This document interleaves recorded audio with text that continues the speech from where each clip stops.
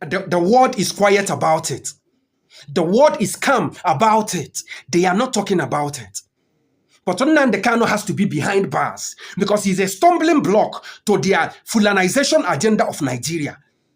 Nnamdi Kanu is the stumbling block to the Islamization of Nigeria. He's the stumbling block to the Europeans. He's the stumbling block to the Britain. He's their greatest threat. So he has to be behind bars. So people now come. Okay, people can now come and use my name to commit crime. And you now come and arrest me for the crime others committed. Because they called my name or they used my name. Or you hear my name. You guys are very stupid. You're very useless. So when you were killing all these people, you believe that those people you were killing, don't they have families? They don't have families. They don't have fathers. They don't have mothers. You didn't consider that a man gave birth to them, a woman gave birth to them, that they have brothers and sisters. You didn't consider all that, right? You killed them. Look at the tortures, the situations they have to go through. Look at the pain. Look at what you have to subject them to. What is their crime? No crime. They didn't kill, they didn't steal, they didn't shoot, they didn't do it. There is single no crime. Their only crime is representing their identity. That they are Igbos, that they are Biafrans, they are indigenous people. So there is an agenda to kill and displace indigenous people. There is an agenda to displace indigenous people, to displace the Igbos. There is an agenda which the world is not talking about. Now, prior to the establishment of Eastern Security Network, ESN. ESN is a security network established by Nnamdi Kanu. He established it to combat this Fulani terrorist masquerading as headsmen. Now, prior to that time, were our mothers raped when they go to farm? The answer is yes. Were our mothers killed when they go to farm? The answer is yes. Were our children raped and killed when they go to farm? The answer is yes. Were our fathers butchered when they go to farm? The answer is yes. Did it happen in Ebonyi? Yes. Did it happen in Enugu? Yes. Did it happen in Anambra? Yes. Did it happen in Abia? Did it happen even in the riverine axis of Biafra land? Even to date, the Ogoni people are still battling with it and so many other people. Is this still happening? The answer is yes. So Nnamdi Kanu has to form security outfit to combat these people, these terrorists in the bushes. This security outfit, do we have it in Yoruba land? Yes. Do we have it in Hausa land? Yes. Why is the Igbo's own different? Why is Nnamdi Kanu's own different? So what now happens is Nnamdi Kanu is behind bars.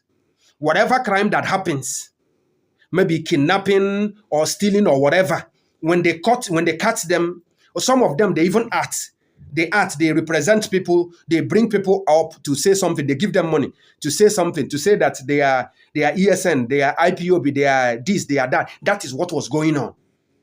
Or when they catch criminals and all that, they just look for Biafra flag attached to them and all that. The news medias will write it, ESN, IPOB, this, that, Nnamdi Kanu, that is all. That was what was going on. The media houses will now attach everything that happens in Nigeria. Before now, we've been having kidnapping, we've been having killings, we've been having stealings and all that. It happens in every country. It's been happening. It's something that is there. Although Africa was perfect before the Europeans came, they brought all these things. Yes. Because the letter of Lord Macaulay, the letter of Lord Macaulay has it, that these things were not associated to us or with us. Yes, that is the truth. But when the Europeans came, we started having these things. So now, when there is anything happening, maybe stealing or so, they will call it IPOB. They will call Biafra. They will tag Nnamdi Kanu to it. And the Yoruba medias, BBC and all that, was helping to peddle the lies. They were helping to pushing it. Just to make sure they brand Nnamdi Kanu evil. Just to make sure they brand Biafra bad. They brand the Igbos bad. It is an agenda, a global conspiracy, a global agenda against the Igbos, against the indigenous people, against the Biafrans. It's a global agenda, and they've started again. If something is happening, so before Nnamdi Kanu, there was no killings. All these killings I've mentioned, who perpetrated them? Is it not the Nigerian state? Even when Amnesty International has reported these killings, even indicted the state securities that were formed by the state government, like Bubago and so, that they are using it to kill innocent civilians, to perpetrate crime. Amnesty International has reported these things, indicted this security outfit that is formed by the states. Yet, they still came out to deny these things. They use this security outfit to go against political opponents. On Monday, since the Igbos chose Monday to sit at home in solidarity to Nnamdi Kanu, with Nnamdi Kanu, that Monday they will send these thugs out to go and commit crime, to shoot people, to do this and do that. And at the end of the day, the news, the Yoruba news, the CNN will now target Nnamdi Kanu, IPOB, ESN.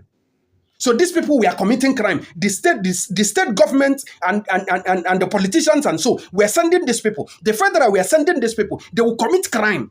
They will now target Nnamdi Kanu. The media, the Yoruba media, the CNN, the BBC, all of them will now support that notion.